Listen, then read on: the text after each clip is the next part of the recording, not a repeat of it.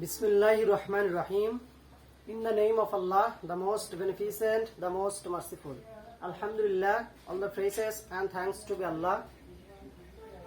I am going to discuss present continuous tense.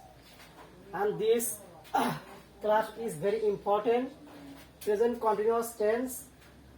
আজ আমি আলোচনা করব প্রেজেন্ট কন্টিনিউয়াস টেন্স দিয়ে আপনারা বাংলা থেকে ইংলিশ থেকে বাংলা কিভাবে তৈরি করবেন সেটা দেখতে থাকুন। So let's not talk, let's get started. তাহলে দেখেন প্রথমে লেখা আছে ক্রিয়ার শেষে তেসি তেসো তেসে যোগ থাকে, তাহলে আমাদের বাংলা ক্রিয়ার শেষে আমাদের কি কি থাকবে? তেসি তেসো তেসে যোগ থাকবে। আর গঠনটা এই দুইটা লাইনটা আপনাদের একবারে মুখস্থ করতে হবে। গঠন subject plus am is are plus ভার্বের সাথে আইএনজি যোগ, এবং প্রশ্নবোধক বাক্য হলে এম ইজ আর সাবজেক্টের আগে বসাতে হয়। কিভাবে বসাবো এবং কিভাবে আমরা বাক্যটা চিনবো যেটা প্রেজেন্ট কন্টিনিউয়াস টেন্স। দেখেন তাহলে আমি খাইতেছি, লাস্টে আমাদের কি আছে? তেসি। তাহলে আমি খাইতেছি, এটা কোন টেন্স? Present continuous tense. চিনবেন কিভাবে? এই যে আমাদের তেসি দেওয়া আছে, তাহলে কি আসে? যদি তেসি তেসো তেসে থাকে তাহলে এটাকে বলা হয় প্রেজেন্ট কন্টিনিউয়াস টেন্স। আর প্রেজেন্ট কন্টিনিউয়াস টেন্স যখন এরকম বাংলায় থাকবে তখন আমাদের ইংলিশে করতে হবে প্রথমে সাবজেক্ট, তারপরে এম ইজ আর প্লাস ভার্বের সাথে আইএনজি। তাহলে দেখেন, তাহলে এম ইজ আর কখন কোথায় বসাতে হয়? দেখেন আয়ের সাথে সবসময় এম হয়, এটা একবার জাতিগত ইন্টারন্যাশনাল যে আয়ের সাথে সবসময় এম হয়। আর ইউ দে উই এগুলোর সাথে বসে আর। তারপর দেখেন ইউ দে উই বা প্লুরাল অর্থাৎ একের অধিক যদি হয় তাহলে আমরা সবসময় বসাবো হচ্ছে আর। আর দেখেন he she it Rana pen ইত্যাদি এগুলোকে বলা হয় সিঙ্গুলার সাবজেক্ট। আর এই সিঙ্গুলার সাবজেক্টের সাথে সবসময় ইজ হয়। তাহলে দেখেন প্রথমে কি আছে? আমি খাইতেছি, তাহলে আমি ইংলিশ কি? আই। তাহলে আই। তারপর আমাদের নিয়ম হচ্ছে দেখেন এটা প্রেজেন্ট কন্টিনিউয়াস টেন্স। আর প্রেজেন্ট কন্টিনিউয়াস টেন্স হলে সবসময় এম ইজ আর এই তিনটার ভিতর যে কোনো একটা নিয়ে আসতে হয়। তাহলে আমরা এম ইজ আর এই তিনটার ভিতরে আমরা কোনটা নিয়ে আসবো? সাবজেক্ট দেখে আমরা কোনটা নিয়ে আসবো? দেখেন সাবজেক্ট আছে আই, তাহলে আয়ের সাথে সবসময় কি হয়? এম হয়। তাহলে আয়ের সাথে আমরা সবসময় এখন দিব হচ্ছে এম, তাহলে আই এম। তারপর কি আছে দেখেন আই এম। তারপরে আছে আমাদের খাওয়া, খাওয়ার ইংলিশ কি? ইট। তার আগে তাহলে খাওয়ার ইংলিশ হচ্ছে ইট, তাহলে ইট নেন ই এ টি ইট। তাহলে আই এম ইট। তারপর আমাদের বলা আছে দেখেন subject plus am is are plus ভার্বের সাথে আইএনজি। তাহলে আমরা প্রথমে আই নিলাম, তারপর এম নিলাম, তারপর হচ্ছে খাওয়ার ইংলিশ ইট নিলাম। এখন নিয়ম হচ্ছে ভার্বের সাথে আমরা আইএনজি যোগ করব। তাহলে ভার্বের সাথে এখন এই যে আইএনজি হয় ইটিং, তাহলে আই এম ইটিং। তাহলে আমি খাইতেছি, আমি খাইতেছি। এখন এরকম করে আরো বসাবেন, তাহলে সে খাইতেছে, তাহলে হি ইজ ইটিং। তাহলে তারা খাইতেছে, তো দে আর ইটিং। তো এরকম করে আরো অহরহ বাক্যরা আপনারা নিজেরাই তৈরি করতে পারবেন। তাহলে আমি খাইতেছি এটা কিন্তু হয়ে গেল, তাহলে I am eating. And next তা দেখেন যে তারা ফুটবল খেলিতেছে, তারা ফুটবল খেলিতেছে। লাস্টে কি আছে আমাদের? তেসে আছে। তেসি তেসো তেসে এগুলো থাকলে আমাদের সবসময় বসাতে হয় হচ্ছে subject plus am is are plus ভার্বের সাথে আইএনজি। তাহলে দেখেন তারার ইংলিশ কি? দে। তাহলে দে। এখন আমাদের সাবজেক্ট অনুযায়ী আমাদের এম ইজ আর এই তিনটার ভিতর যে কোনো একটা নিয়ে আসতে হয়। তাহলে এম ইজ আর এই তিনটার ভিতর যে কোনো আমাদের একটা নিয়ে আসতে হবে। তাহলে আমাদের দে, তারপর কি নিয়ে আসতে হবে? দে এর সাথে সবসময় কি হয়? দেখেন দের সাথে সবসময় হয় হচ্ছে আর, অর্থাৎ দে হচ্ছে প্লুরাল সাবজেক্ট। আর প্লুরাল সাবজেক্টের সাথে সবসময় হয় হচ্ছে আর, তাহলে দে এর সাথে আর হলো দে আর। তারপর নিয়ে আসতে হয় আমাদের ভার্ব। তাহলে ভার্ব কি আছে? দেখেন খেলা, খেলার ইংলিশ কি? প্লে। তারপর আমাদের নিয়ম কি? দেখেন তারপর নিয়ম হচ্ছে ভার্বের সাথে আইএনজি। তাহলে এটা ভার্ব বসলাম, মানে ভার্বের সাথে আমরা কি করব? আইএনজি। তাহলে আই এন জি। তাহলে দে আর প্লেইং। তাহলে আমরা কি বললাম? দে মানে তারা, আর প্লেইং মানে খেলিতেছে। তাহলে ফুটবল, তাহলে ফুটবল লাস্টে গেছে ফুটবল। ফুটবল ইংলিশ কি? F double O T foot, B A double L ball. তো দে আর প্লেইং ফুটবল, তারা ফুটবল খেলিতেছে। এখন যদি বলে আমরা ফুটবল খেলিতেছি, তাহলে দে আর সরি আমরা ফুটবল খেলছি, তাহলে উই আর প্লেইং ফুটবল। তাহলে হচ্ছে লগা রাফি ফুটবল খেলতেছে, তাহলে রাফি ইজ প্লেইং ফুটবল। এরকম করে আপনারা বাক্য তৈরি করতে পারবেন। আর নেক্সট বাক্যটা দেখেন আমাদের এখন দেখা আছে আমরা স্কুলে যাইতেছি, আমরা স্কুলে যাইতেছি। তাহলে দেখেন আমরা স্কুলে যাচ্ছি বা যাইতেছি। এখন আমাদের একটা কথাই আছে যে তেসি আমাদের লাস্ট এখন, অর্থাৎ তেসি না থেকে যাচ্ছি থাকতে পারে। এখন আমরা কিভাবে বুঝবো যে এটাই লাস্টে তেসি তেসতে আছে, এগুলো যে থাকবে তার কিন্তু মানে নাই। আমাদের তেসি তেসো দ্বারা, অর্থাৎ আমাদের বাক্যটা যদি চলার উপর থাকে, কোনো কিছু চলার উপর থাকে, অর্থাৎ কাজ করার উপরই থাকে, কন্টিনিউ, অর্থাৎ আমরা স্কুলে যাচ্ছি, এটা কি চলার উপরই আছে, কাজটা এখনো শেষ হয় নাই। তার মানে যেটা চলার উপর থাকে এটা যদি আমাদের মানে মানে এরকম তো বুঝি যে আমরা স্কুলে যাচ্ছি, তার মানে এই কাজটা কি চলার উপর আছে। এরকম চলার উপর থাকলে আমরা সবসময় এটাকে বলবো হচ্ছে প্রেজেন্ট কন্টিনিউয়াস টেন্স। তাহলে প্রেজেন্ট কন্টিনিউয়াস টেন্স আমরা সবসময় চিনবো হচ্ছে যদি ভার্ব যদি চলার উপর থাকে, ভার্ব যদি চলার উপর থাকে তাহলে ওটাকে আমরা বলবো কন্টিনিউয়াস টেন্স। তাহলে যাচ্ছি আর যাইতেছি কথাটা কিন্তু একই, আমরা এক এক সময় এক এক রকম করে কথাবার্তা বলে থাকি। তো যাই হোক, তাহলে আমরা স্কুলে যাচ্ছি, তাহলে আমরা স্কুলে যাচ্ছি, তাহলে প্রেজেন্ট কন্টিনিউয়াস টেন্স। তাহলে আমরা জিনিস কি উই, দেখেন তাহলে উই হচ্ছে আমরা, তাহলে তারপর আমাদের নিয়ম subject plus am is are plus ভার্বের সাথে আইএনজি। তাহলে উই, উই সাবজেক্টটা সিঙ্গুলার না প্লুরাল, তাহলে আমরা তো বলে নিছি যে ইউ দে উই এই তিনটার সাথে সবসময় কি বসে, আর বসে। তাহলে উই এর সাথে কি বসবে, আর। তারপর নিয়ম হচ্ছে দেখেন উই বসালাম, তার তিন মধ্যে একটা নিয়ে আসলাম, তারপর কি ভার্বের সাথে আইএনজি। ভার্বের সাথে, ভার্ব কোনটা, যাওয়া, যাওয়ার ইংলিশ কি গো। আর গোর সাথে আমরা কি বসাবো, ভার্বের সাথে আইএনজি যোগ করতে হবে, তাহলে আইএনজি হয়ে গেল। দেখেন তাহলে উই আর গোয়িং, তাহলে আমরা যাচ্ছি বা যাইতেছি, তাহলে এটা আমাদের বাক্যটা হয়ে গেল। তাহলে এখন আমরা কিভাবে প্রশ্নবোধক তৈরি করব, তাহলে প্রেজেন্ট কন্টিনিউয়াস টেন্সের কিভাবে প্রশ্নবোধক তৈরি করতে হয় সেটা আমি আপনাদেরকে দেখা দিচ্ছি। জাস্টটা কি পচে, তাহলে তুমি কি পত্রিকা পড়িতেছো, তাহলে এটাকে আমাদের কি আছে, প্রশ্নবোধক আছে, অর্থাৎ লাস্টে প্রশ্নবোধক আছে। আর প্রশ্নবোধক থাকলে আমাদের কি লিখতে হয়, দেখেন লেখা আছে প্রশ্নবোধক বাক্য হলে অ্যামিজার সাবজেক্টের আগে বসাতে হয়, সাবজেক্টের আগে বসাতে হয়। কিভাবে বসাবো দেখেন, তাহলে প্রশ্নবোধক আছে, তাহলে প্রশ্নবোধক হলে আমাদের প্রথমে কি বসাতে হবে, অ্যামিজার, কি দেখে নিয়ে আসতে হবে, সাবজেক্ট অনুযায়ী আমাদের অ্যামিজারটা আগে বসাতে হবে। তাহলে সাবজেক্টটা কি আছে তুমি, তাহলে তুমি ইংলিশটা কি ইউ, তাহলে ইউ থাকলে আমরা সবসময় কি বসাই, আর বসাই। তাহলে আমাদের প্রশ্নবোধক আছে, এই জন্য রুলস 2 নম্বর রুলসটা আগে হবে, তাহলে আরটা সামনে বসাতে হবে, আর। তাহলে আর, তারপর আমাদের নিয়ম হচ্ছে এখন সাবজেক্ট বসাতে হবে, তাহলে আর ইউ, সাবজেক্টটা কি ইউ, তাহলে আর ইউ। এখন আমাদের নিয়ম গেল, দেখেন সাবজেক্ট গেল, এম ইজ আর গেল, তারপর থাকলো কি ভার্বের সাথে আইএনজি। এখন ভার্ব কি আছে, ভার্ব হচ্ছে পড়া, তাহলে পড়ার ইংলিশ কি, পড়ার ইংলিশ হচ্ছে রিড। এখন আমাদের ভার্বের সাথে আইএনজি, তাহলে রিডিং। তারপর নিয়ম কি আছে, পত্রিকা, পত্রিকার ইংলিশ আমরা জানা থাকি নিউজ পেপার, তাহলে নিউজ পেপার, তারপরে ফুল স্টপ। তাহলে দেখেন are you reading news paper, তুমি কি পত্রিকা পড়িতেছো, তারা কি পত্রিকা পড়িতেছে, start. Are you reading news paper, তাহলে আমরা কি বললাম, তুমি কি পত্রিকা পড়িতেছো। এখন আরেকটা বাক্য বানান, তারা কি পত্রিকা পড়িতেছে, তাহলে আমরা কি প্রশ্নবোধক আছে, তাহলে আমরা সামনে নিয়ে আসবো বিভাগ, তাহলে আর, তাহলে আর দে রিডিং নিউজ পেপার, তাহলে তারা কি পত্রিকা পড়িতেছে। যদি বলি আমরা কি পত্রিকা পড়িতেছি, তাহলে আর উই রিডিং নিউজ পেপার, আমরা কি পত্রিকা পড়িতেছি। তাহলে কিন্তু আমরা অলরেডি প্রশ্নবোধক তৈরি করা শিখতে পারলাম। এখন দেখেন সে লিখছে বা লিখিতেছে, আমরা অনেক সময় অনেক কথা বলতে, সে লিখছে বা লিখতেন, লিখছে আর লিখতেছে কিন্তু কথাটা একই, লিখছে তার মানে কি লেখার উপরেই আছে, চলার উপর আছে, সেটাকে আমরা বলবো কন্টিনিউয়াস টেন্স। অর্থাৎ কোনো কাজ যদি চলার উপর থাকে সেটাকে আমরা বলবো কন্টিনিউয়াস টেন্স। তাহলে সে লিখছে, তাহলে সে ইংলিশ কি হি।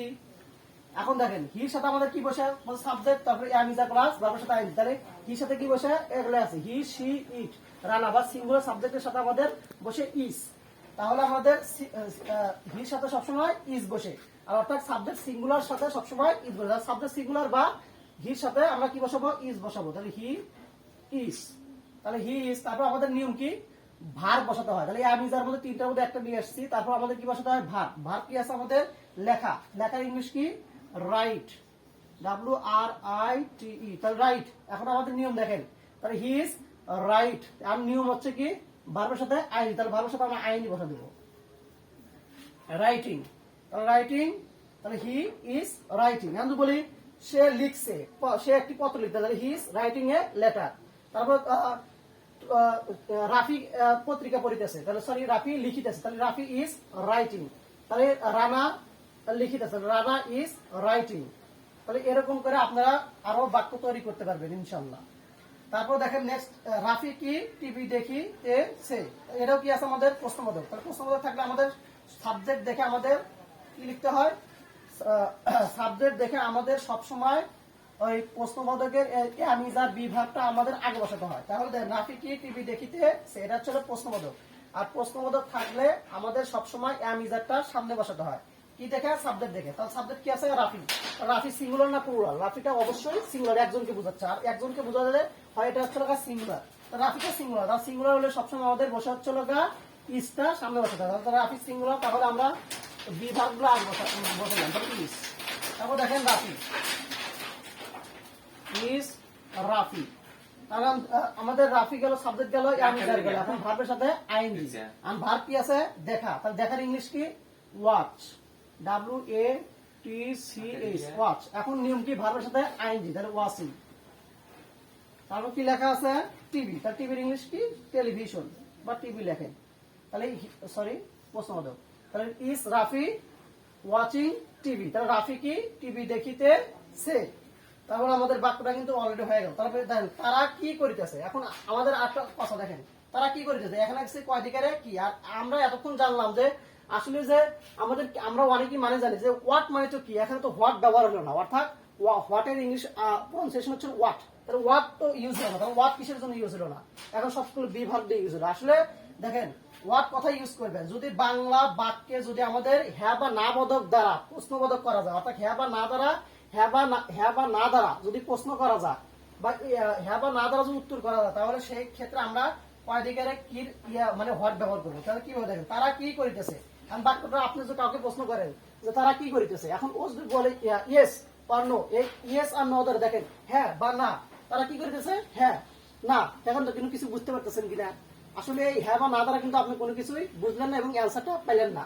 এখন নেক্সট লেভেলে যদি আপনি এরকম বলেন দেন রাফি কি টিভি দেখিতেছে, এখন ও বলবে ইয়েস হ্যাঁ, নো না। দেখেন ইয়েস আর নো দ্বারা এখানে এই আগের বাক্যটা উত্তর পাচ্ছেন, যার কারণে কোশ্চেনের কি দ্বারা আমাদের বিভাগগুলো সামনে বসাতেছে, এখানে ওয়াটের কোনো প্রয়োজন হয় নাই। আর এখানে দেখেন এই তারা কি করিতেছে, এখানে কিন্তু হ্যাঁ বা না দ্বারা উত্তর পাওয়া যায়। দেখেন তারা কি করিতেছে, ইয়েস নো না হ্যাঁ। তাহলে দেখেন উত্তর কি পাইছে না, অলরেডি পান নাই। তাহলে যদি উত্তর হ্যাঁ বা না দ্বারা যদি উত্তর পাওয়া না যায়, সেক্ষেত্রে আমরা সেখানে ওয়াট ব্যবহার করবো, যে ওয়াট। তারপরে আমিজার ব্যবহার করবো, তাহলে ওয়াট। তারপরে কি আছে, তারা কি করিতেছে।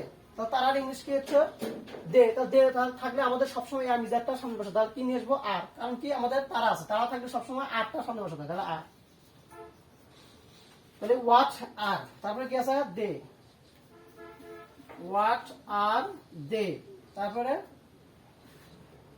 হোয়াট আর দে, তারপর করার ইংলিশ কি, ডুইং।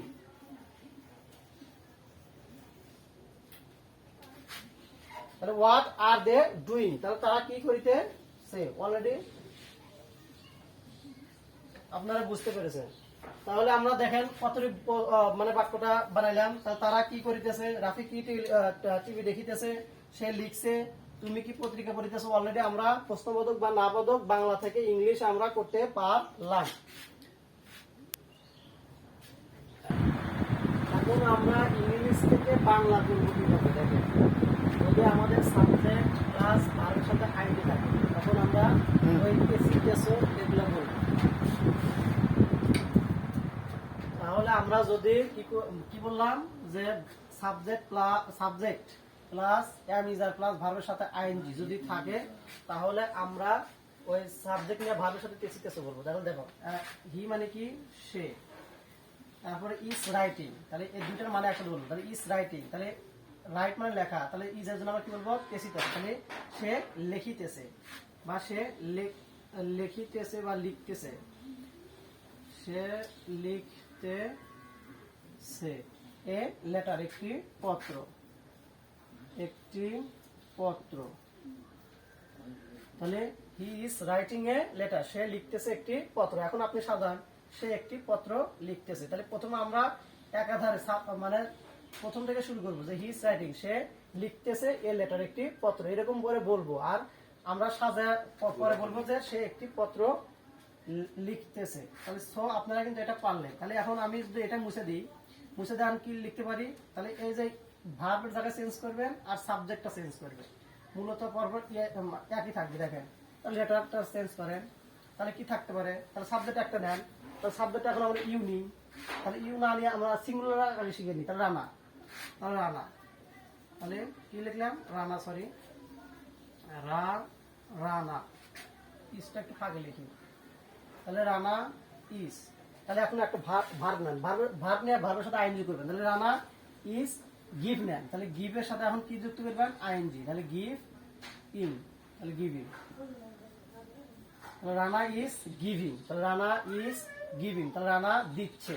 এখন এই যে গিভের যা কাটা দিয়ে লেখা হচ্ছে রানা ইজ পুটিং, তাহলে কি মানে কি হইতেছে, এখন এরকম করে অনেকগুলো ভাত না আপনারা নিজেই তৈরি করেন। রানা ইজ পুটিং, তাহলে রানা রাখিতেছে, রানা পুটিং বাদ দিয়ে এখন দেন রানা ইজ ওয়ার্কিং, রানা কাজ করিতেছে।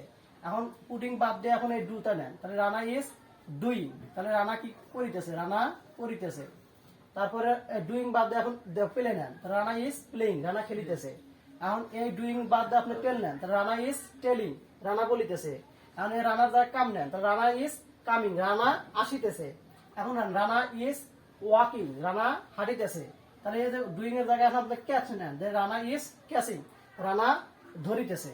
তাহলে এরকম করে আপনারা মানে বাক্য তৈরি করবেন। এখন দেখেন এটা কিন্তু আপনারা নিজেরাই পারবেন যে দে আর নট ইটিং নাও, দে মানে কি তারা, এখানে কিন্তু আছে কি নট আছে, তাহলে আর নট, আর নটের শর্ট ফর্ম আরএন্টও আপনারা লিখতে পারেন, কোনো সমস্যা নাই। আরএন্ট, এই আরএন্টের শর্ট ফর্ম হচ্ছে আর নট, আর নটের শর্ট ফর্ম হচ্ছে আরএন্ট, তাহলে আরএন্টও লিখতে পারেন আর নটও লিখতে পারেন, কোনো সমস্যা নাই। তাহলে দে মানে তারা, তাহলে আর নট ইটিং, তাহলে ইটিং মানে কি খাওয়া, আমি যাই কারণে কি তেসিতেছে বলা লাগবে, তাহলে তারা খাইতেছে, আর নট আছে, তাহলে কি বলবো আমরা না, তাহলে তারা খাইতেছে না, খাইতেছে না এখন। এখন আপনার সাদা বলেন যে তারা এখন খাইতেছে না, তারা এখন খাইতেছে না। তাহলে কিন্তু এটা আমরা প্রশ্নবোধক বা না বোধক মানে না বোধক গুলো এখন মানে শিখলাম। এখন আমরা প্রশ্নবোধক কিভাবে মানে বাংলা বলা লাগে দেখেন 20 মিনিট। তাহলে আরএন্ট ইউ গোয়িং টু কলেজ, তাহলে এটা কি আছে আমাদের প্রশ্নবোধক। তো প্রশ্নবোধক করলে সাবজেক্ট আমাদের কি বলতে হয়, তাহলে ইউ মানে কি তুমি, তাহলে সাবজেক্ট আগে লিখতে হয়, তাহলে তুমি। আরএন্ট মানে নট আছে দেখেন, তাহলে আমাদের আর নটের শর্ট ফর্ম এটা হচ্ছে আরএন্ট, তাহলে তুমি কি যাচ্ছ না, তাহলে এই যে আর নটের জন্য কি বলা লাগবে, তাহলে তুমি কি। আর গোয়িং, গোয়িং মানে কি যাচ্ছ বা যাইতেছো, তাহলে তুমি কি যাচ্ছ না কলেজে। তারপর আপনারা নিজের সাজান, তাহলে তুমি কি কলেজে যাচ্ছ না, তুমি কি কলেজে যাচ্ছ না, এরকম করে আপনারা বাক্য সাজাবেন যে তুমি কি কলেজে যাচ্ছ না, এখন সে কি কলেজে যাচ্ছে না, তাহলে is he going to college, তাহলে সে কি কলেজে যাচ্ছে না। তারপর যাচ্ছে সে দিয়ে বাদ দেন, মানে এখন আইডা করেন যে আমি কি কলেজে যাচ্ছি না, তাহলে এম আই, তাহলে এখন এটা চেঞ্জ করবেন আর এটা চেঞ্জ করবেন করে এখন আপনারা নিজেই বসাবেন। তাহলে আইডা সাধারণ, তাহলে দেখেন আই সাধারণ, তাহলে আমাদের এমটা আগে বসবো, তাহলে এমটা আগে নেন, তাহলে এম আই, তাহলে am I going to college, আমি কি কলেজে যাচ্ছি না। এখন আপনারা ইউ দেন, তাহলে আরএন্ট ইউ গোয়িং টু কলেজ, তো পারলেন। দে দেন, তাহলে আর দে গোয়িং টু কলেজ, তাহলে তারা কি কলেজে যাচ্ছে না। তাহলে এরকম করে আপনারা সাবজেক্ট নিয়ে এবং ভার্ব নিয়ে আপনারা নিজেরাই তৈরি করেন এবং প্র্যাকটিস আজ থেকে শুরু করেন। সো আজকের মতো এতটুকুই, ইনশাআল্লাহ পরবর্তীতে নেক্সট ভিডিও আবার দেখা হবে। আসসালামু আলাইকুম, খোদা হাফেজ।